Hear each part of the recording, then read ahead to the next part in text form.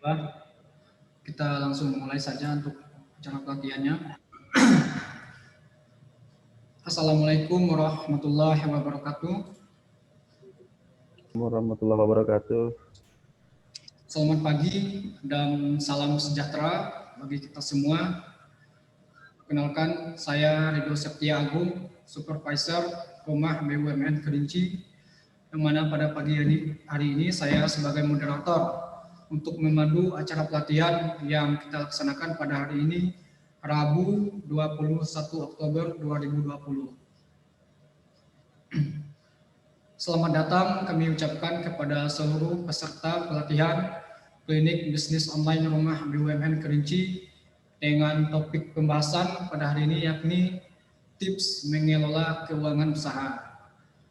Bersama narasumber yang telah hadir, Bapak Oldi Arnoldi Arbi, dengan sapaan akrabnya Bapak Oldi, di mana keseharian beliau sebagai tenaga ahli pengembangan ekonomi desa Kementerian Pembangunan Desa dan Tata Ruang Republik Indonesia. Mengenai pelatihan yang akan kita laksanakan pada hari ini, yakni pelatihan ini bertujuan untuk memberikan pemahaman kepada semua pelaku usaha bahwa dengan adanya manajemen keuangan yang efisien berguna untuk pengembangan usahanya agar di awal usaha akan lebih tertib secara administrasi. Kondisi yang biasa terjadi pada umumnya antara kepentingan bisnis dan rumah tangga itu tercampur, sehingga diperlukan peran manajemen.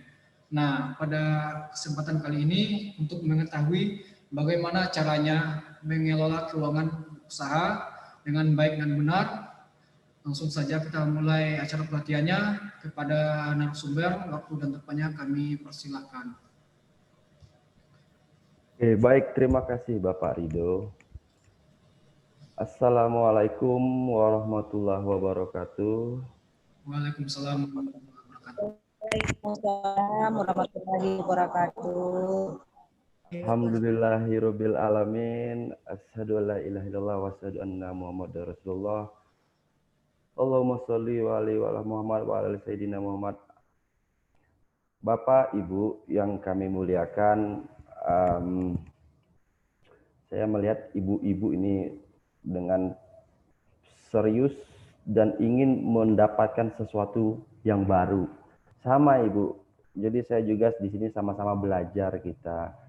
Namun saya sebelumnya mengucapkan terima kasih kepada RB Kerinci ini yang memberikan amanah, kesempatan kepada saya, kepada Ibu untuk sama-sama belajar.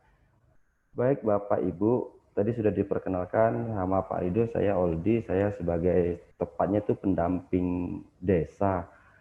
Nah, kita coba membahas tentang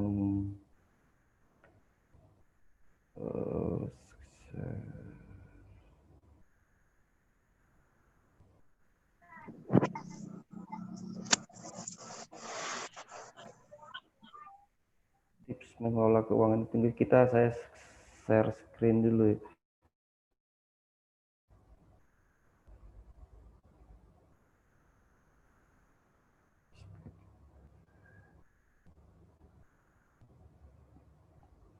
Pak Ridho kok tidak mau nih screen share-nya Pak Ridho? Oh, mau, sorry.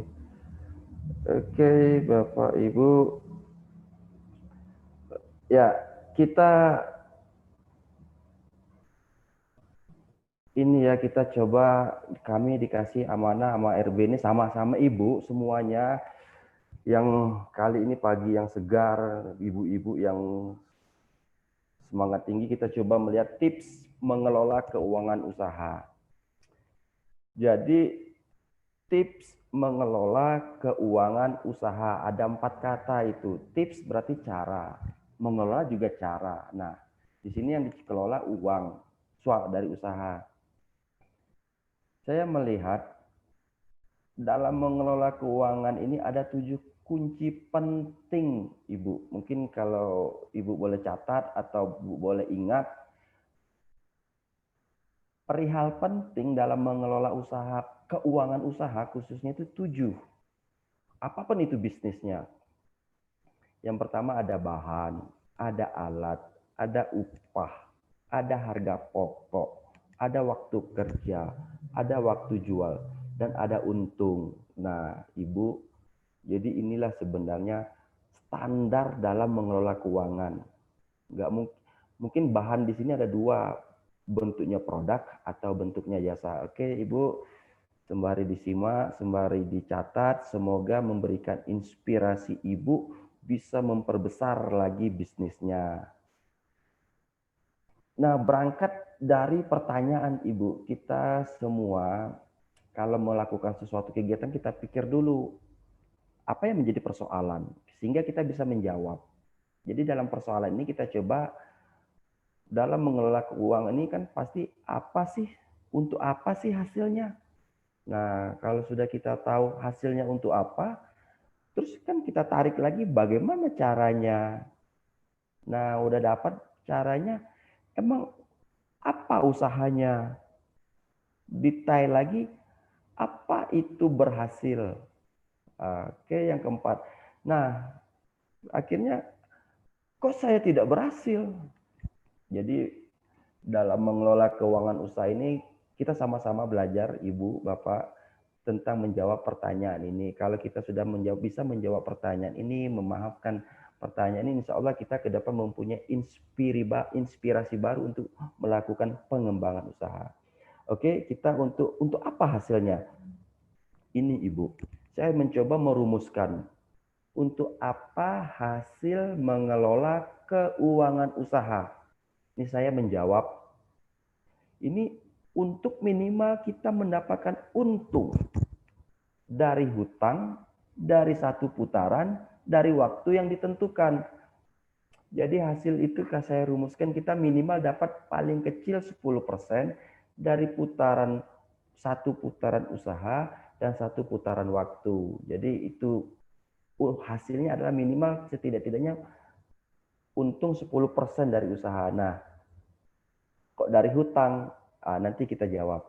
Ini tujuan nih sebenarnya. Sama dengan target, dengan tujuan kita kalau dalam satu usaha tuh ya minimal 10% lah Bu untungnya. Oke, bagaimana cara mengelola keuangan usaha? Nah, di sini Bu kita berangkat titik pentingnya dalam melakukan segala sesuatu itu. Bagaimana cara pengelolaannya? Nah, saya coba berangkat dari filosofis BKJ. Jadi filosofi BKJ ini saya coba buat sendiri ini sebagai mudah untuk dalam membangun pemikiran kita dalam mengembangkan usaha bisnis kerupuk jengkol, Bu. Jadi ketika Ibu ingat jengkol, ingat filosofis ini, bahkan bisa ingat, oh begini loh model usaha. Jadi filosofisnya begini, cari hutang untuk untung menjadi modal dan modal menjadi hutang kembali. Jadi memang semuanya itu hutang. Coba lihat arti hutang dan modal. Begini kalau secara filsafat ilmunya ya Bu, nanti saya sedikit pemaparan itu. Di mana-mana hutang itu adalah pinjaman kepada orang lain dengan perjanjian. Nah, saya coba menjelaskan modal. Modal itu juga pinjaman, tetapi pada diri kita sendiri. Jadi dan harus dikembalikan. Jadi artinya modal itu sama dengan hutang, cuma bedanya kepada siapa dan dengan siapa. Nah itu, jadi kalau filosofis kerupuk jengkol ini berangkat dari hutang menjadi untung, menjadi modal, dan modal hutang kembali. Jadi begitu juga siklus usaha Ibu. Kenapa ini menjadi filosofis? Karena segala sesuatunya itu Ibu, kita harus punya standar dasar pemikiran kita. Jadi filsafat ilmu yang saya jelaskan tadi bahwa dalam memandang sesuatu kata atau lebih Ibu, biar kita kaya dalam memahami sesuatu makna, kita memandang dalam bentuk wujud, sifat, pengetahuan, dan nilai estetika. Jadi ada di sini. Jadi filosofis ini saya berangkat dari bisnis kerupuk jengkol yang menjelaskan tentang hutang dan modal. Jadi udah nampak ya Bu, setidak-tidaknya mulai nampak lah sedikit Ibu bisa cerah dalam pandangan baru gitu Bu. Jadi sebenarnya Ibu, modal itu adalah hutang. Nah itu pengetahuan baru kita. Kemudian emang apa usahanya? Nah di sini kita berangkat Bu. Saya coba, karena kita ini UMKM, usaha mikro kecil dan menengah, saya coba berangkat ini untuk usaha mikro aja dan kecil. Jadi begini kan tadi di awal ada bahan dan alat. Kita coba analisis. filosofis BKJ ini dalam suatu kerangka usaha analisisnya. Oke, kita coba. Saya utang 100.000 kepada teman untuk belanja bisnis kerupuk jengkol. Nanti ini bisa Ibu selaraskan dengan bisnis Ibu. Nanti ini bisa Ibu modifikasikan dengan bisnis Ibu. Tentu saya akan membeli bahan. Oke, di Kerinci mungkin saat ini harganya 200 per buah. Saya beli dengan harga dengan banyak 200 buah juga, jadi harganya 40.000, dari pendukungnya 10.000, pembungkusnya dengan minyak tanahnya, ini bahan yang pakai habis, Bu. Kalau bahan itu pasti selalu pakai habis. Kemudian kita ada alat, karena uangnya kecil, saya terpaksa menggunakan tungku api gratis, dan saya membelikan alat cuma kuali dengan sendok kuali itu dengan yang second, misalnya 25.000. Jadi 75.000 ditambah 25.000, 100.000 itu tadilah utang saya. Tapi sebenarnya ada upah. Jadi dalam suatu model usaha, Ibu, paling penting tadi bahan, alat, upah itu adalah variabel atau standar dasar dalam bisnis. Nah, karena persoalannya upah ini belum bisa saya gaji dan saya mengerjakan sendiri, saya hitung aja 15% hutang saya dalam upah. Nanti saya balikan untuk diri saya sendiri. Jadi nanti kalau sudah besar, tentu kita akan ada upah kepada orang lain. Jadi tetap harus dimasukkan istilah upah, alat, dan bahan. Oke, Ibu. Setelah alat bahan dan upah, kita juga harus belajar lihat waktu, Bu. Misalnya saya menggunakan 200 bungkus kerupuk jengkol.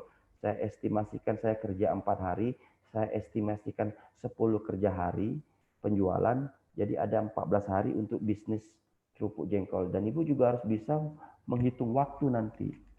Nah, setelah waktu sudah dihitung, bahan sudah terbungkus, ini lagi yang paling penting, Ibu, berapa harga pokok jual?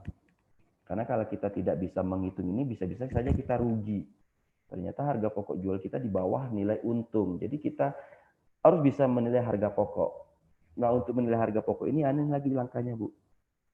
Nah, jadi dari contoh model bisnis kerupuk jengkol tadi, berapa biaya bahan, berapa biaya alat, saya bagi jumlah bungkus yang dibuat.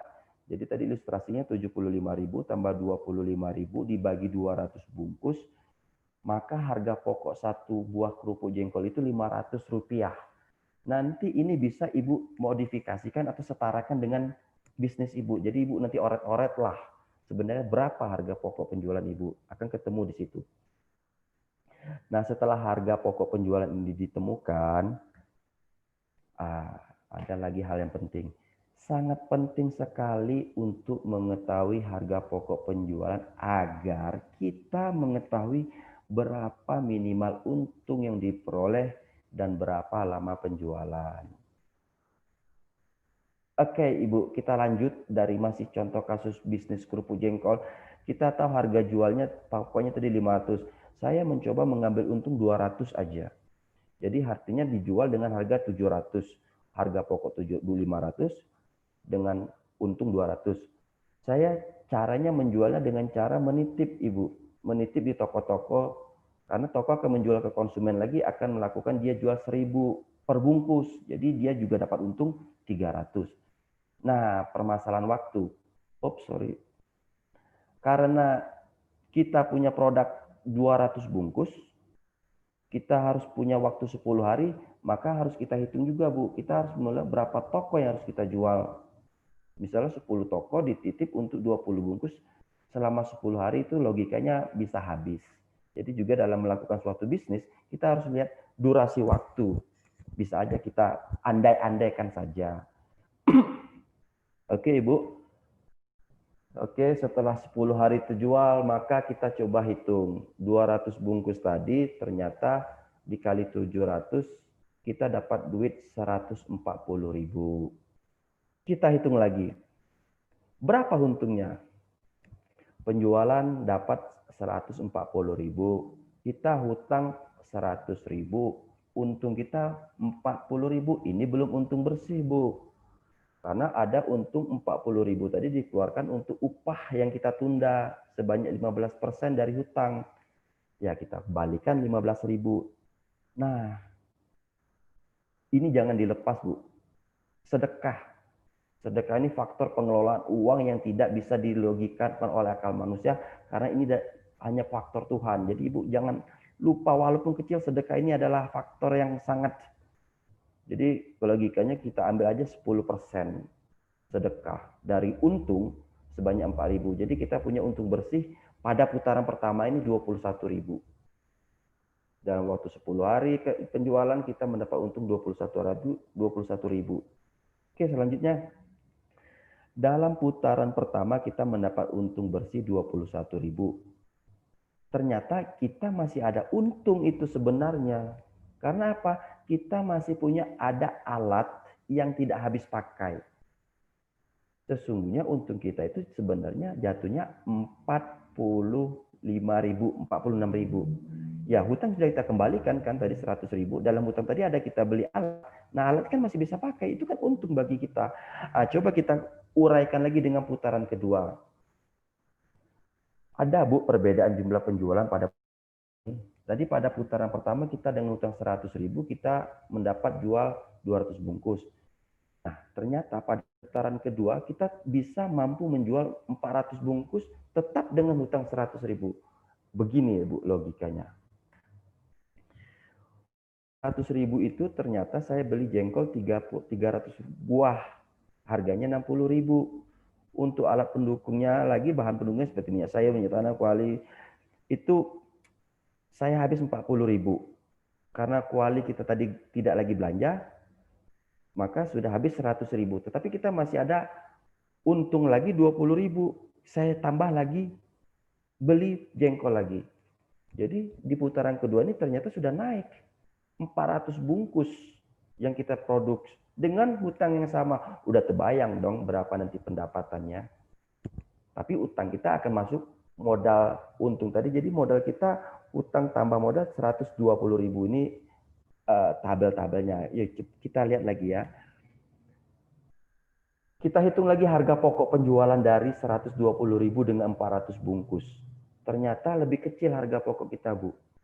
Yang sebelumnya 500, kini hanya cuma 300. Harga pokok penjualan. Karena kita tidak membeli alat, tetapi bahan kita tambah.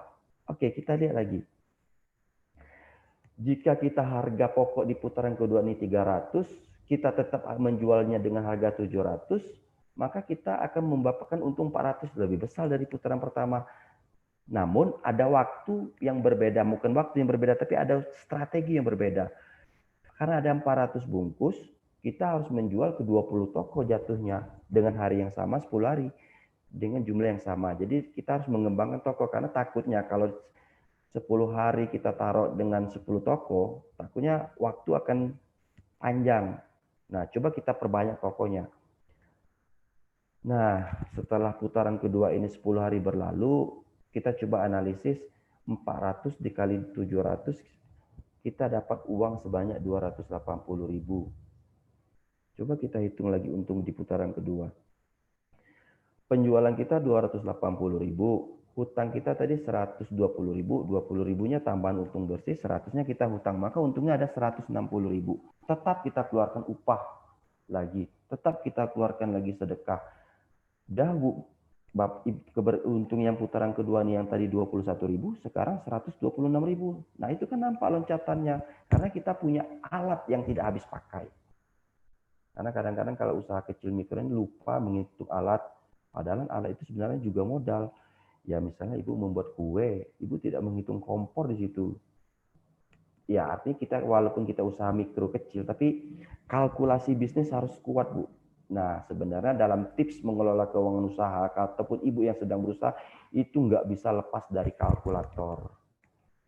Oke Ibu, selanjutnya kita coba bagaimana putaran ketiga. Nah saya coba langsung saja. Ternyata di putaran 3 ini lebih meningkat lagi, Bu. Setelah menggunakan cara 1, cara 2, saya kalkulasikan sebanyak 280.000. Kan lebih meningkat, Bu. Bagaimana dengan putaran ke-10? Pasti sudah jauh berbeda. Nah, Ibu, kesimpulan penting dari pengelolaan keuangan pada cara 1 dan 2 ini, sangat penting sekali kita mempelajari harga pokok penjualan berupa bahan, alat, dan upah. Apapun itu bisnisnya, coba kita lihat bahannya apa, alatnya apa, dan kita juga kaji upah. Kemudian, penting sekali alat itu, ya kayak kuali tadi, itu kan nggak bisa habis. Itu bahkan sampai 10 kali atau 50 kali masih tetap bisa digunakan dan tidak mengeluarkan alat. Jadi artinya alat ini adalah bisa membantu efektivitas. Akhirnya di situ dijelaskan bahwa semakin banyak bahan, semakin sedikit alat yang digunakan, semakin kecil harga pokok, otomatis harga untung semakin besar. Tadi kita sudah buktikan bagaimana untung di periode 1, periode 2 ke periode 3. Silakan Ibu nanti setelah ini Ibu oret-oret apapun bisnis Ibu. Oke, selanjutnya Ibu. Nah, ini pertanyaan 4. Apa tips mengelola keuangan ini bisa berhasil? Bisa berhasil, Bu. Dua kata kunci. Kita jangan menyerah. Iya, kalau kita sudah punya niat, jangan menyerah ya pasti berhasil. Jangan menyerah, Bu. Gagal ulang lagi, rugi ulang lagi. Jangan sampai, karena kita tahu, Bu, di mana-mana tidak ada yang instan. Bayi kalau mau bisa berlari, dia juga harus berjalan dulu. Begitu juga bisnis. Bisnis ini sebenarnya ada nyawa, tetapi bukan makhluk bernyawa. Bisnis ini seperti tanaman, dia harus dipupuk untuk bisa besar. Nah, jadi apa tips mengelola keuangan ini bisa berhasil? Bisa berhasil asal Ibu jangan harus kuatkan kata-kata, saya tidak akan menyerah sebelum sampai saya bisa sampai pada tujuan. Kalau kami di Kinca ini katanya mau rageu. Nah, ini mungkin dari luar ada ya. Bapak ibu-ibu yang dari luar intinya memang bismillahirrahmanirrahim, jangan menyerah, lah walau kata berangkat Ibu. Kok saya tidak berhasil? Nah, jawaban ini berhubungan dengan pertanyaan di atas tadi, Bu. Karena kita tidak, kenapa saya tidak berhasil? Karena saya sudah menyerah.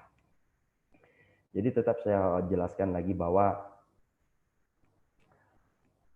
practice making perfect itu bahasa Inggrisnya. Kalau kita buat jangan menyerah, sering-seringlah kita selalu latihan.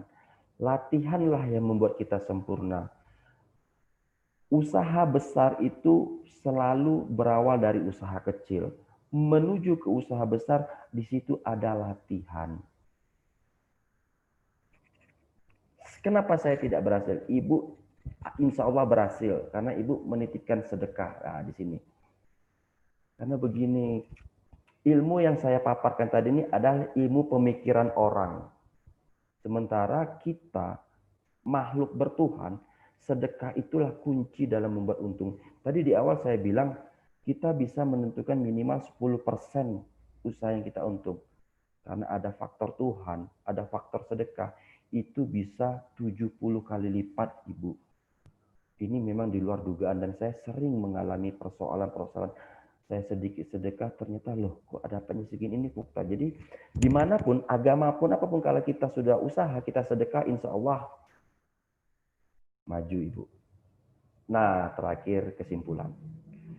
Jadi kesimpulan mengelola keuangan ini adalah pertama, hitung harga pokok penjualan, jangan lupa sedekah. Yang kedua, jangan menyerah. Yang ketiga, terus latihan dan terus lihat perubahan pasar. Pasar tidak akan pernah stabil. Pasar selalu berubah-ubah. Bisa nggak kita yang harus melihat perubahan pasar, maka kita akan menjadi raja pasar, Bu. Oke, Ibu, terima kasih. 15 menit ini kita coba menyampaikan pemahaman tentang tips mengelola. Selanjutnya kita bisa diskusi.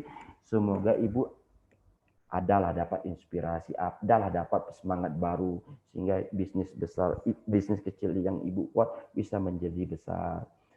Billahi taufiq wal hidayah. Wassalamualaikum warahmatullahi wabarakatuh. Silakan Pak Rido. Waalaikumsalam warahmatullahi wabarakatuh. Terima kasih Pak Aldi atas penyampaian materinya. Untuk selanjutnya kita akan memasuki sesi tanya jawab. Kepada Bapak Ibu peserta pelatihan yang ingin bertanya, silakan bertanya melalui fitur chat di aplikasi Zoom masing-masing dengan format nama _ asal UMKM.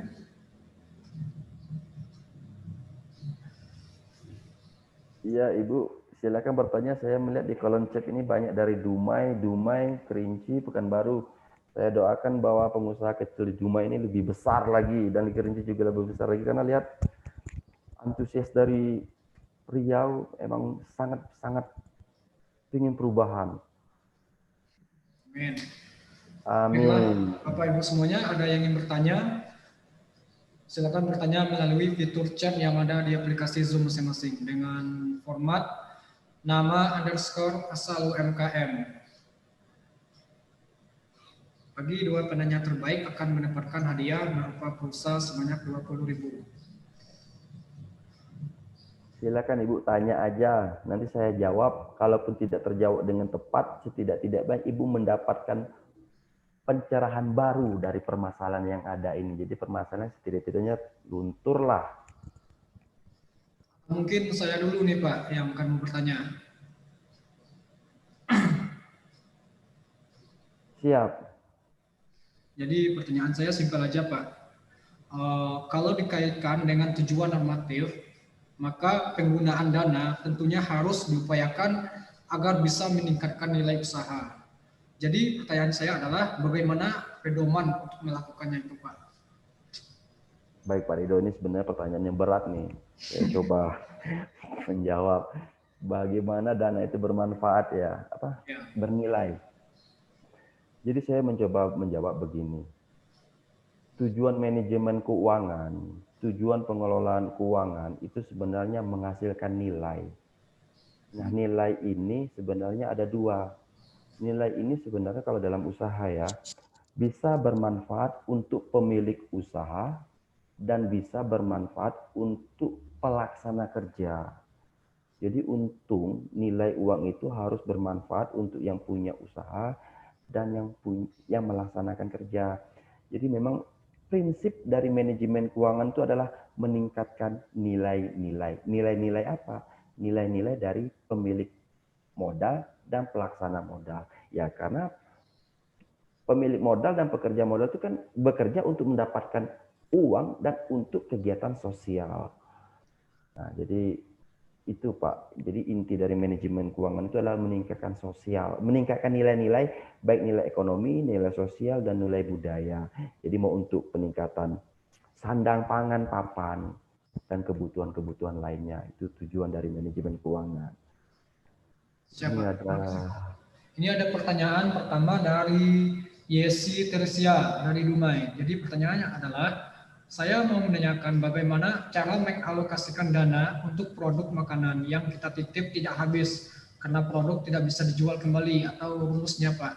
Bagaimana Pak?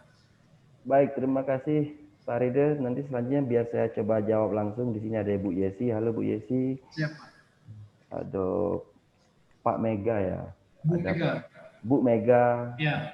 Bu Farida, Ibu Emi. Saya coba menjawab Ibu Teresia di Dumai. Bagaimana cara mengalokasikan dana untuk produk makanan yang kita titip tidak habis. Karena produk tidak bisa dijual kembali atau ada rumus. Ada rumusnya. Sebenarnya sederhana, tapi kalau ini salah saya mohon maaf ya Ibu Yesi ya. Di dalam suatu manajemen keuangan itu ada dua variabel ujung Bu. Ada dua variabel terakhir. Artinya ada untung, ada rugi. Pertanyaan Ibu ini, ketika tidak habis produk itu akan sifatnya rugi. Jadi rumusnya, rugi itu kita catat Bu. Nggak mungkin, logika, normatif. Kalau suatu usaha itu ada rugi itu normatif. Jadi oke Ibu membuat kue, ternyata dalam Ibu titip itu 3 nggak laku. 3 laku mau dipakai nggak bisa, udah basi. Jadi harus Ibu catat. Ternyata terjual 700, nanti kita hitung lagi. Jadi artinya rumusnya di sini Ibu, rugi ataupun untung itu tetap Ibu catat. Nanti akan Ibu putar lagi. Karena artinya kalau Ibu sekarang rugi, toh Ibu mau menerima aja enggak kan? Ibu harus membuatkan sesuatu lagi. Bagaimana untung? Dengan menambahkan inovasi. Artinya Ibu mungkin inovasi kepada produk kue itu sendiri atau kepada sistem penjualan. Kalau misalnya 10 di situ hanya terjual 7, mungkin Ibu pecah jadi 2, 5, 5 gitu Bu. Ya, itu coba pencerahan kami, semoga ada inspirasi ya Bu ya. Yang penting jangan menyerah Bu. Kemudian izin kepada Ibu Mega di situ Bondo, waduh jauh nih, luar Jawa, luar Sumatera. Ibu Mega menanyakan bagaimana dengan saya yang bergerak di bidang usaha kerajinan, menghitung harga jual atau keuntungan Pak. Apakah proses pembuatan juga dihitung Pak, selain bahan-bahan yang digunakan? Baik, Ibu. Ibu ini pertanyaan yang sangat cerdas nih. Semoga dengan jawaban ini Ibu bisa tambah cerdas lagi nih, Bu Mega. Jadi begini, Bu. Tetap, Bu. Apakah proses pembuatan juga dihitung? Proses itu alat, Bu. Jadi kan bahan kerajinan itu ya materialnya kayak mungkin rotan kali ya. Tapi kan di situ ada alat. Jadi Ibu bisa dihitung alatnya. Nah, jadi artinya begini, Bu. Semakin banyak bahan, semakin sedikit alat, harga pokok semakin kecil. Ya, kita lihat aja, Bu, ketika suatu pabrik yang punya mesin besar, dia bisa menciptakan bahan yang banyak, artinya kan dia berani menciptakan. Kita contoh aja, satu buah Indomie bungkus 3.000. Kalau dibuat secara manual nggak cukup, tapi karena dia buat mesin, dia bisa menekan harga itu. Jadi Ibu lihat, Ibu di bidang kerajinan, di situ pasti ada alat, pasti ada bahan, dan pasti ada upah. Nah, nanti Ibu hitung lagi akan ketemu modal. Nah, jadi Ibu Mega ya, semoga Ibu tinggal ulang lagi, catat, tulis lagi apa yang menjadi variabel-variabel kerajinan Ibu. Mungkin di situ ada transportasi, Bu. Karena mungkin Ibu materialnya tidak diantar, tapi Ibu beli juga tetap dihitung. Ya, Ibu ya. Jadi bisa kok. Jadi dihitung juga prosesnya. Prosesnya seperti apa? Tadi mungkin ada transportasi, mungkin ada waktu di situ, atau ada orang lagi yang bekerja di situ. Itu untuk Bu Mega. Kemudian Bu Faridah di Tumenggung. Wow, keren. Ibu menanyakan, Bu Faridah, bagaimana cara menentukan upah produksi, Pak? Menentukan upah produksi sebenarnya ada dua cara secara dasar. Mau persentase atau maharian. Gitu Ibu Faridah. Oke, kita coba misalnya persentase saja. Kalau misalnya persentase Ibu membuat suatu produk harganya 1.000, di situ mungkin upahnya 200, Ibu masukkan. Atau ada juga yang sifatnya harian atau borongan. Nah, itu berdasarkan kalau misalnya kami di Kerinci, upah satu harinya mungkin 100.000. Bisa juga dipakai cara menentukan upah produksi. Jadi kan upah ini jasa. Jadi kita lihat dia membuat apa, apakah dia membuat itu habis satu hari atau tidak. Jadi psikologis menentukan upah ini juga dilihat situasinya juga. Ya Ibu ya, Bu Farida, jadi menentukan upah itu sebenarnya memang ada standar. Kalau di perusahaan-perusahaan atau di dinas-dinas pemerintahan itu upah itu ada standar. Tapi kalau ini produknya adalah produk kita kerja sendiri, uangnya sendiri, jadi standarnya kita sesuaikan dulu dengan apa yang kita buat. Jadi begitu dari logikanya. Kemudian Ibu Eni Kelungkung, ini pertanyaan saya dari dulu akhirnya terjawab sudah. Wow, terima kasih Bu, belum dijawab, Ibu jawab nih. Saya satu pertanyaan lagi Pak, uang karyawan termasuk uang bayar saya sendiri masuk dalam harga pokok juga nggak Pak? Ini pertanyaan saya dari dulu akhirnya terjawab sudah. Saya satu pertanyaan lagi, apakah uang karyawan termasuk uang bayar saya sendiri masuk dalam harga pokok juga? Iya Bu, kalau Ibu melakukan itu termasuk juga. Kecuali Ibu tidak bekerja, Ibu sebagai pemilik modal. Tapi kalau Ibu melakukan juga ya kita hitung lah Bu. Saya punya uang 100.000 misalnya, saya bekerja 2 orang, ya saya harus hitung juga Bu. Tetapi dengan nilai-nilai yang normatif. Jangan sampai upah saya itu lebih besar daripada harga bahan. Yang misal, ya dihitung Bu. Karena semakin teliti kita menghitung, itu semakin bagus harga pokok. Bagaimana cara menghitungnya? Tinggal Ibu kumpulkan aja berapa upah-upahnya nih. Menentukan upah itu dia buat apa, berapa lama, susah enggak, mudah enggak. Ya kalau susah wajar dia dikasih harga yang besar. Nah, begitu Bu. Jadi upah ini kita harus pelajari situasi yang ada pada pekerjaan itu. Kalau dapat situ ya kita rumuskan upahnya. Ya pakai nilai-nilai standar aja. Oke, Ibu Diah, Assalamualaikum. Saya Diah, Waalaikumsalam. Dari Pinamon Bakri izin bertanya. Berapa persen yang harus dicadangkan untuk penambahan harga pokok produksi terkait dengan harga bahkan produksi yang harganya sering berubah sesuai kondisi pasar? Benar, Bu. Nah, di sini berapa cadangan bahan pokok? Sebenarnya ada satu lagi, cadangan penambahan harga pokok dan cadangan penambahan biaya perawatan alat, Bu. Ini misalnya untuk kasus desa lah ya, misal desa itu ada usaha pengelolaan gedung usaha. Dalam pengelolaan gedung usaha itu dipungut biaya. Biaya itu juga harus disimpan untuk biaya perawatan. Biaya perawatan itu biaya listrik. Nanti ada yang rusak, kotor, biaya dibaiki. Ada orang yang membersihkan juga biaya perawatan. Jadi berapa persen yang dicadangkan untuk penambahan harga pokok produksi, ini kalau dapat 50%, Bu. Karena artinya kalau kita sudah dapat untung 100%, kalau bisa 50%-nya untuk kas. Simpan dulu, kita putar dulu 50%-nya, karena takutnya di dalam ke depan ada perubahan. Atau kita mengalami kegagalan. Kita masih ada modal. Jadi saran saya kalau untuk melakukan usaha, kalau kita modal 100%, modal yang 100%, kalau kita baru sebaiknya kita harus menggunakan modal itu paling banyak 15% aja. Kenapa? Karena di situ kita belum ada pengalaman. Kalau kita gagal, kita masih ada modal. Kan kalau kita seandainya kita coba gunakan uang 100%, kita gunakan usaha itu semuanya untuk usaha baru, kita tidak pengalaman, habislah uang itu, Bu. Karena kita tidak tahu perilaku atau psikologis bisnis itu. Jadi memang dana cadangan ini perlu karena pasar selalu berubah-ubah. Nah, jadi itu memang penting. Kita harus ada cadangan dana. Kemudian ada Rahmadania, Banjarmasin, Kalimantan, wow, Indonesia.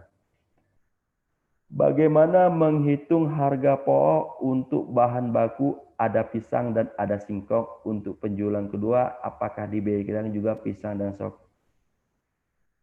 singkong pada? Iya, dibedakan. Kita bedakan, Bu. Harga singkong per kilo berapa? Harga pisang per kilo berapa? Kalau mau menjualnya secara terpisah, ya kita harus juga terpisah. Mana tahu harga singkong kan lebih murah, harga pisang goreng lebih tinggi. Artinya logikanya harga satu pisang sama dengan harga 2 singkong. Kalau di situ sudah dapat untung, ya nggak usah lagi jual mahal-mahal, Bu. Yang penting putarannya, Bu. Bukan untung besarnya yang kita kejar. Makanya kita lihat masyarakat Cina itu berani menjual harganya lebih murah, untungnya kecil. Dia tidak melihat untung kecilnya, tapi putarannya. Harus dibedakan. Nah, yang kedua juga nanti pada putaran kedua juga akan berubah, karena kita tidak akan beli bahan. Mungkin bisa aja singkong yang dulu tersisa atau minyak sayur yang tersisa itu bisa digunakan lagi. Pasti berubah, Bu, harga pokok pada penjualan kedua, ketiga, ada keempat. Nah, itu tinggal Ibu nanti coret-coret di kertas. Akan ketemu tuh, Bu. Kemudian Ibu Isma Sam di Dumai. Bagaimana membuat kembali laporan keuangan yang sudah lama tidak kita buat laporan keuangan kita? Bagaimana membuat kembali laporan keuangan yang sudah lama tidak kita buat? Oke, Ibu, kalau Ibu sudah lama tidak membuat laporan keuangan, ternyata laporan keuangan kita hilang, kita tahu, buat aja begini, Bu, berarti kita rugi. Karena kita tidak tahu lagi nih laporan keuangannya entah kemana. Anggap aja kita rugi. Misalnya rugi. Nanti rugi ya. Misalnya kita rugi. Misalnya ini kita rugi 100.000 nih. Kita pernah. Nah kita mau buat usaha baru. Masuk aja di situ hutang, Bu. Jadi memang dalam membuat laporan itu laba dengan rugi itu normatif. Nggak ada yang langsung untung. Jadi dalam laporan yang baru kita masukkan kerugian tahun lalu sekian. Jadi kita bisa nanti mengejar targetnya. Jadi tetap apapun itu manajemen keuangan itu adalah catatan. Makanya dalam manajemen keuangan mungkin Ibu kenal dengan istilah akuntansi. Akuntansi itu sebenarnya bahasa Inggris. Bahasa Indonesia itu adalah catatan. Jadi apapun itu juga keuangan itu adalah catatan. Karena kalau nggak catat nanti larinya akan suuzon kita. Tapi kalau ada catatan bukti kita tidak akan lagi berpikiran buruk. Assalamualaikum Pak Oldi, Ardila Tiara Kerinci. Halo Ibu Ardila, Desa Lologena, saya bergerak di bidang jasa. Antaran sasaran pernikahan yang menanyakan harga dan jasa seperti apakah ikut pasaran atau ada cara lain Pak? Soalnya ini pemakaian jangka lama, mohon bantuan. Nah, betul Ibu Ardila, bahwa produk itu ada dua. Produk itu berupa barang dan berupa jasa. Kalau barang sudah tentu material. Kalau jasa, di sini tidak material. Jadi kalau cara menghitungnya, ya bergerak di bidang jasa hantaran. Sudah terbaca situ hantaran, seserahan. Kita lihat variabel yang mempengaruhi jasa tadi. Misalnya begini Bu ya, adakah di situ transport? Nah, kedua, adakah di situ kita ada pengetahuan, misalnya konsultan, kayak konsultan. Jadi kan di situ kan konsultan itu jasa. Yang diproduk oleh konsultan itu bukan produk, tapi pengetahuan ilmu. Nah, di sini juga Ibu jasa antara ada ilmu.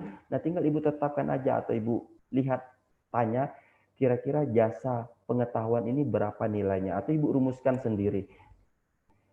Sebenarnya nggak ada patokan ya Bu. Jasa itu kan barang yang bisa dipakai berkali-kali. Jadi nggak ada modal. Jangan besar-besar aja jasanya, kecil aja. Karena kan jasa itu kan adalah pengetahuan. Kayak misalnya seorang guru, dia belajar kepada muridnya jasa pengetahuannya. Apakah jasa pengetahuannya langsung habis? Enggak. Jadi jasa itu tidak akan pernah habis. Semakin dia akan terus memberikan pengetahuan-pengetahuan. Jadi jasa ini bagaimana bisa permintaan pasar lebih banyak, kita kecilkan aja. Karena semakin banyak permintaan, makin banyak pendapatan. Takutnya kalau jasa kita besarkan, permintaan kecil, ya untung kita. Karena kan jasanya tidak habis pakai. Jadi strateginya jasa ini barang tidak habis pakai. Bahkan bila perlu ada seperti courting, bentuk-bentuk promosi gitu, atau pelayanan jasa 1, bonus 2, ya nggak apa-apa. Ini kan daya tarik. Dalam bisnis penting sekali namanya daya tarik atau promosi. Oke, Ibu Sumiati, untuk membuat kerajinan, kebanyakan upah jasa kita yang tidak pernah masukkan di manajemen keuangan. Karena yang kita hitung hanya modal saja. Bagaimana cara upah kita bisa masuk dalam laporan keuangan yang tidak dihitung gotong royong? Begini Bu, Ibu Sumiati, bagaimana upah itu bisa masuk dalam harga pokok? Gini aja Bu, misalnya saya, Ibu suruh untuk mengerjakan kerajinan Ibu. Bagaimana saya diupah? Sederhananya begini Bu, saya akan membuat kerajinan Ibu sebanyak 10 buah. Upah saya apa? Upah saya cukup dibayar 2 kerajinan. Jadi standarnya berapa dia buat, dari berapa dia buat itu untuk berapa dia. Saya ini pakai coba filosofis di Kampung Pariaman, Sumatera Barat. Untuk upah ini ya, saya melihat, maaf, perumpamaan ini agak sedikit lucu Bu. Jadi begini Bu, di Pariaman itu ada jasa penurunan kelapa oleh monkey atau beruk. Nah dari penurunan itu jasanya misalnya 100 yang dituruni kelapa oleh monyet tadi, maka untuk pemilik monyet tadi hanya 20. Jadi begitu Bu, begitu juga dengan jasa kerajinan. Berapa banyak dia buat? Misalnya dia buat 100, mungkin nanti dalam penjualannya 100 itu ada 10 produk untuk jasa. Nah, dan ini normatif ya Bu. Jangan lupa jasa untuk tenaga kerja upah itu jangan kecil amat Bu, karena mereka juga butuh. Jadi begini Bu, tips. Karyawan kalau dia puas bekerja, itu akan membuat produk kita akan bagus. Jangan lupa Bu, prestasi karyawan itu dikasih bonus. Semakin dia puas, semakin dia bagus kerjanya, semakin bagus produk kita, semakin kita banyak untung. Jangan lupa juga kita tingkatkan pendapatan karyawan Bu. Karena karyawanlah ujung tombak kita. Nah, bagaimana menciptakan karyawan itu bisa bekerja dengan bagus? Pastikan kenyamanan kerjanya. Jadi kepuasan kerja karyawan itu dipengaruhi oleh kenyamanan kerja. Ketika karyawan kerjanya nyaman, dia akan menghasilkan hal yang bagus. Dan akan menghasilkan. Contoh kenyamanan kerja yang bagus membuat kepuasan kerja, dia pada jam kerja yang sudah habis, dia tidak mau pulang. Artinya dia puas Bu. Dia tidak mau pulang, dia mau kerja. Ya kita pikir lah ini sudah berkorban, nanti kalau ada rezekinya lebih kita lebihkan. Dan itu sedekah Bu, pasti Tuhan akan. Oke, kita coba lagi, masih ada ke bawahnya lagi. Junaida Dumai, pertanyaannya bagaimana cara menghitung penjualan kita per bulan? Karena penambahan produk yang kita titip tidak serentak atau bertahap. Kedua, jika kita mempunyai karyawan tapi tidak kita bayar karena anak atau suami, apakah dihitung juga? Oke, saya coba menjawab nomor 1. Bagaimana cara menghitung penjualan kita per bulan karena penambahan produk yang kita titip tidak serentak atau bertahap? Ibu, durasi 1 bulan itu 30 hari. Jadi, kita harus punya catatan harian, Bu. Setiap hari dalam 1 bulan itu setiap ada perubahan harus kita catat tanggal, item kegiatan, jumlah yang dibuat, dan berapa duitnya. Nanti di bulan baru kita kalkulasikan. Ya, dalam 1 bulan itu kita di awal minggu pertama kita jual 15, ternyata dalam minggu ketiga naik lagi dari 20. Nah, karena ibu ini bulanan, tetap dicatat dan nanti akhirnya di bulanan itulah dirata-ratakan. Nah, yang kedua nih menarik nih, ini saya sedikit menarik nih, saya coba. Jika kita mempunyai karyawan tapi tidak kita bayar karena atas suami, apakah dihitung juga? Bu, bisnis tidak kenal karya family, Bu. Keluarga, duit juga gitu. Tidak itu istilah. Jadi, Bu, bisnis tidak bisa melibatkan karyawan, anak atau suami. Mentang-mentang dia adik kita, kerja sama kita, nggak kita kaji, jangan Bu. Ada istilah manajemen keuangan itu yang sangat penting. Bayarlah upah tukang sebelum keringatnya kering. Jadi walaupun dia anak, dia pun suami, bayar Bu. Karena kan dia bekerja gitu kita. Usaha ini kan sebenarnya bukan hubungan kekeluargaan, tapi kan usaha ini adalah suatu kegiatan yang kita buat untuk mendapatkan untung. Dalam menjalankan untung itu banyak orang yang di situ terlibat. Serahkan upahnya. Oke, kemudian ada Ibu Rinaldi di Dumai. Gimana cara kita mengelola keuangan kita agar bisnis dan lancar? Oke, yang kedua, apakah setiap produk kita harus dipisahkan keuangannya jika kita punya beberapa produk? Baik, menarik Ibu Rinilda. Nomor satu saya coba jawab. Gimana cara kita mengelola keuangan kita, bisnis kita lancar? Ibu, untuk menjawab bagaimana bisnis kita lancar, jawabannya ada 2. Yang pertama, mencatat. Yang kedua, jujur. Nah itu Bu. Jadi kalau kita catatannya ada, kita catat dengan jujur, insya Allah lancar. Karena kuncinya di catatan itulah untuk mengkalkulasi, menilai atau menghitung bisnis kita itu rugi atau laba. Tentu ada nilai-nilai kejujuran di situ Bu. Jadi kan di sini lancar. Bagaimana lancar tadi? Kemudian apakah setiap produk kita harus dipisahkan keuangannya jika kita punya beberapa produk? Iya, dipisahkan. Misalnya ini pembukuan kue, ini pembukuan penjualan kopi. Tetapi kalau secara rumah makan beda lagi ya. Tapi kalau memang produk kita itu berbeda, produk satunya ini tidak satu rumpun lah, misal kue dengan makanan itu kan makanan. Namun di sini mungkin kita ada bukan yang makanan, harus dipisahkan. Sangat bagus lagi kalau makanan itu juga dipisahkan. Intinya semakin detail kita mencatat, semakin jelas ketelitian keuangan kita. Ya, artinya kita rajin-rajin untuk mencatat keuangan apa yang kita buat. Kemudian Ibu Sidaryani Dumai, jika usaha kita lebih dari 1 dan pembukuannya masing-masing ada, bagaimana cara menentukan persentase keuangannya? Keuangannya satu Pak, karena keuangannya itu tetap pakai untuk putaran modal. Tetap aja Bu, jadi begini. Kita mempunyai usaha lebih dari 1, namun pembukuannya masing ada. Bagaimana cara menentukan persentase keuangannya?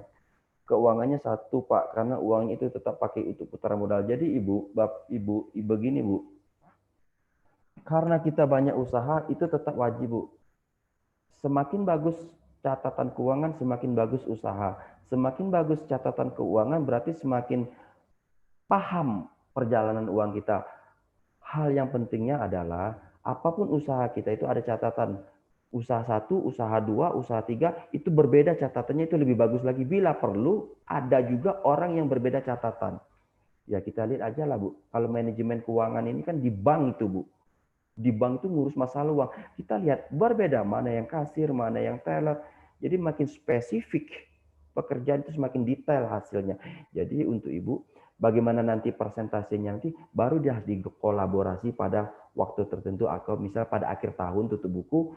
Catatan-catatan keuangan itu kita hitung apakah rugi, apakah untung, nah baru kita kalkulasikan untuk kelompok grup usaha kita. Oke, sama-sama Ibu Dia, terima kasih penjelasannya Pak. Bapak Abu Bakar Semarang mau tanya, apakah penyusutan perlahan juga HPP serta berapa lama penyusutan bisa dilakukan mengingat mahalnya harga pelatihan dan saran program sukses untuk penjagaan keuangan. Untuk rekomendasi, wah ini pertanyaan Bapak Abu Bakar nih cerdas nih, saya sebenarnya nggak tahu jawabannya, tapi saya coba ya Pak ya. Sulit pertanyaan Bapak ini. Benar Pak, penyusutan. Biasanya kalau di perusahaan itu ada harga penyusutan. Misalnya kita kendaraan lah. Kendaraan itu kita biasanya standarnya penyusutan itu 10%. Begitu juga rumah, gedung. Ada penyusutan 10% karena kendaraan atau rumah yang dipakai 1 tahun tentu akan kualitasnya akan menurun. Misalnya kalau kendaraan akan mesin yang akan menjadi tidak baik, atau rumah, gedung jika dipakai itu kan mengalami kerusakan. Nah, itu biasanya harus dikeluarkan sebagai HPP juga, biaya perawatan namanya. Sebenarnya ada softwarenya tapi saya belum ketemu. Tapi kalau secara sederhananya untuk menghitung penyusutan ini, pertama berapa biaya harga barang tersebut. Nah, setelah itu kita hitung berapa lama barang ini bisa dipakai. Setelah dapat barang itu lama bisa dipakai, kita akan tahu berapa penyusutannya. Nah, seperti itulah. Pernah saya menganalisis ini di Kayu Aro yang memiliki rumah kopi, dia dapat bantuan dengan harga sekitar 300 juta. Saya melihat sekitar rumah ini akan habis selama 10 tahun. Jadi sebenarnya setiap tahun itu dia harus menganggarkan 30 juta untuk penyusunan sehingga pada 10 tahun ke depan dia mendapatkan rumah yang kedua walaupun dalam standarnya rumahnya masih pakai. Jadi kita harus menghitungi suara penyusutan itu agar kita bisa membuat yang baru lagi. Karena begini, kalau kita tidak menghitung penyusutan, habis alat kita, habislah bisnis kita. Kemudian saya mau coba negur Pak Ahad. Assalamualaikum Pak Ahad, ini kawan saya dari Tebo yang mau berpartisipasi. Kemudian saya coba dari Niwayan. 1, bagaimana cara menentukan harga pokok bila fluktuasi harga bahan mentah sangat tinggi? Dan berapa persen idealnya naik untuk mendapatkan harga jual yang tepat? Kedua, faktor apa saja yang harus diperhatikan dalam menentukan harga jual? Ketiga, mohon rekomendasi bila ada aplikasi dengan untuk catatan keuangan perusahaan manufaktur catatan keuangan. Oke, saya coba dengan Niwayan Sudanti, Ibu ya. Bagaimana cara menentukan HPP fluktuasi yang harga sangat tinggi? Iya Bu, benar Bu. Ini kejadian yang akan dihadapi. Misalnya kita contoh tadi kembali pada harga jengkol tadi ya Bu. Ya, harga sekarang ini 200. Ada masanya harga jengkol itu satu buahnya 2000. Loh gimana kita? Sementara kita terkandung bisnis itu ada 2 pilihannya Bu. Untuk sementara kita menunda bisnis itu. Kalau kita bisnis kita paksa kita rugi. Yang kedua untuk sementara kita merubah bisnis yang baru. Karena kalau kita paksa juga nggak untung Bu. Jadi artinya kita harus situasi pada momen tertentu kita harus melihat pasar itu kita harga jualnya tinggi kita tidak bisa bisnis. Tapi pada tertentu kita bisa merampung untung. Jadi istilah bisnis itu ada namanya ceruk. Begini ceruk istilahnya tuh. Kalau bahasa Inggrisnya niche. Tapi kalau bahasa Indonesia itu ceruk. Ceruk itu lubuk. Lubuk bisnis. Saya menjelaskan coba lubuk bisnis. Dalam 1 tahun itu Ibu, sebenarnya ada lubuk bisnis. Contohnya begini. Para penjual baju pakaian pada saat lebaran itulah pendapatannya tinggi.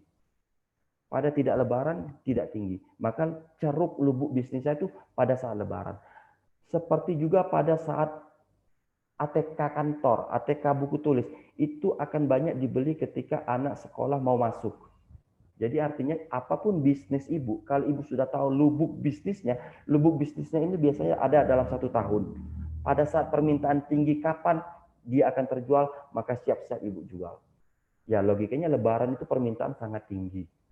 Nah jadi dalam suatu bisnis, kalau harga suatunya fluktuasi, ini kita nggak usah paksakan. Tapi nanti pada harganya bagus, kita mainkan. Faktor apa saja menentukan harga jual? Oke, yang harga jual tadi ya tadi alat, bahan, dan upah. Kemudian strategi. Strategi ini mempengaruhi faktor harga jual. Contohnya apa? Saat ini ya Bu ya, strategi dalam penjualan offline itu sudah susah Bu. Kita nggak bisa lagi door to door atau jualan di pinggir jalan. Pertama COVID. Kedua biayanya lebih besar. Nah, faktor online lah kini yang bisa akan membuat strategi penjualan. Faktor penjualan itu iya Bu, melalui online, melalui Facebook, melalui Twitter, melalui WA, kita terus promosikan. Kalau saya sarankan yang bisnis ini, yang punya Facebook, pagi promosi, siang promosi, sore promosi, malam promosi. Dalam tempo 10 hari itu permintaan pasti ada Bu. Rumus pemasaran, semakin tinggi promosi, semakin tinggi permintaan. Cuma yang sering terjadi kita tuh kan masih malu dalam promosi-promosi itu. Jangan malu Bu. Karena semakin tinggi promosi, semakin permintaan. Ya kita kan jualan itu harus memang begitu Bu. Kemudian mohon rekomendasi bila ada aplikasi yang digunakan untuk catatan keuangan. Banyak Bu. Untuk catatan keuangan yang menggunakan aplikasi itu bisa digunakan di Android. Cobalah Ibu cari di Play Store ya, di Play Store itu namanya akuntansi UKM atau catatan keuangan. Bahkan kalau sekarang di media sosial itu ada Bu, catatan keuangan tuh ada itu softwarenya. Jadi Ibu silakan pakai, di situ Ibu tinggal masukkan lagi. Saya coba pernah menggunakan namanya catatan keuangan akuntansi UMKM. Di situ jelas kita masukkan tanggal, kita masukkan jual, dia akan menyusun sendiri laporan keuangannya secara akuntansi. Jadi kita tinggal masukkan apa kita jual apa, kita buat apa, duitnya berapa, tanggalnya berapa, nanti dia akan menyusun sendiri dalam bentuk Excel. Silakan Ibu cari di Play Store, itu ada. Kemudian Effendi STTA, Assalamualaikum. Wow. Pak Pepen, waalaikumsalam. Selamat pagi juga Pak Pepen. Semoga Pak Pepen bisa membangunkan desa dari pinggiran untuk memajukan Indonesia. Amin. Aduh, ada Ibu Lena, Bu. Salam Ibu Arina. Terima kasih apresiasi Ibu. Semoga membuat kami juga semangat dan bisa membuat semangat UMKM pindah dari UMKM menjadi UB. UB itu usaha besar, karena usaha kecil menuju menengah dan ujungnya menuju besar. Kemudian dari Dimayan, kebanyakan aplikasi untuk perusahaan dagang Pak tidak manufaktur. Berarti PP harus kita hitung manual ya? Ya, kalau ini saya solusinya ada satu, tidak ada rotan, akar pun jadi. Benar Pak. Iya, kita jangan nyerah. Begitu kan, nggak bisa rotan akar, ada banyak jalan menuju Roma. Iya. Oke. Wow. Iya, silakan Pak Rido. Oke, baiklah. Terima kasih Pak Aldi. Jadi intinya keuangan itu merupakan jantung bagi setiap bisnis jenis apapun. Karena setiap pergerakan di dalam bisnis itu selalu ditinjau dari segi finansial. Jadi manajemen keuangan sangat menentukan langkah ke depan yang harus diambil oleh para pelaku usaha. Oleh karena itu, penting bagi Bapak Ibu semuanya untuk mengelola keuangan dengan baik dan benar.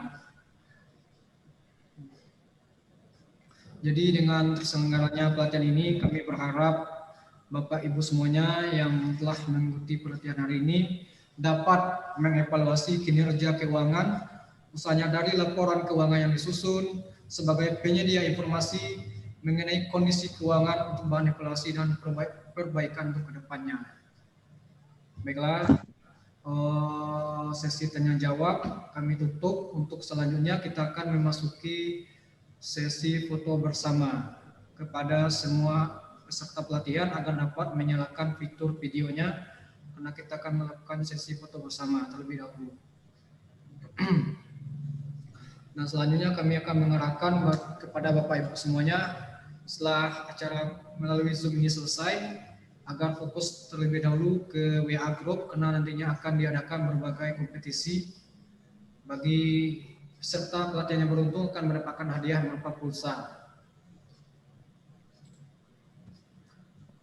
Baiklah Bapak Ibu semuanya, bisa dinyalakan fitur videonya.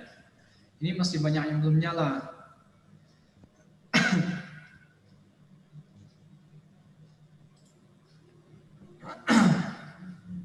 Oke, semuanya mendengar apa-apa dari saya ya.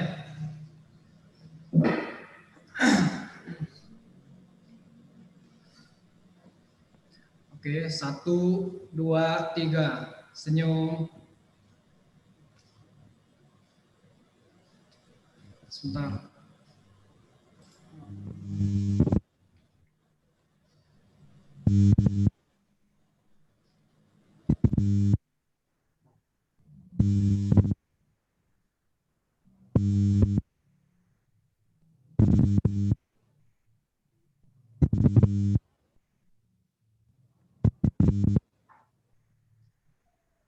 Oke, satu kali lagi. Dan satu kali lagi dengan gaya bebas. Oke. 1, 2, 3. Sukses selalu untuk UMKM Indonesia.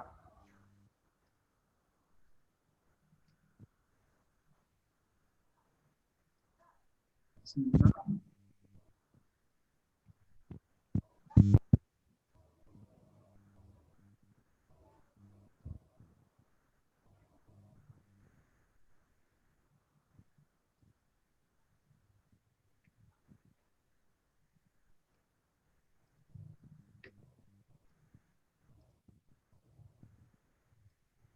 Baiklah, Bapak Ibu semuanya, saat ini kita telah berada di penghujung acara. Kami ucapkan terima kasih kepada semua peserta yang telah mengikuti acara pelatihan pada hari ini. Senang sekali bisa berkenalan dan berdiskusi bersama para peserta pelatihan. Semoga ilmu yang disampaikan dapat bermanfaat dan menginspirasi kita semua. Melalui pesan ini kami mohon maaf apabila ada kesalahan dan kekurangan selama pelaksanaan. Akhir kata kami ucapkan wassalamualaikum warahmatullahi wabarakatuh. Waalaikumsalam warahmatullahi wabarakatuh. Terima kasih.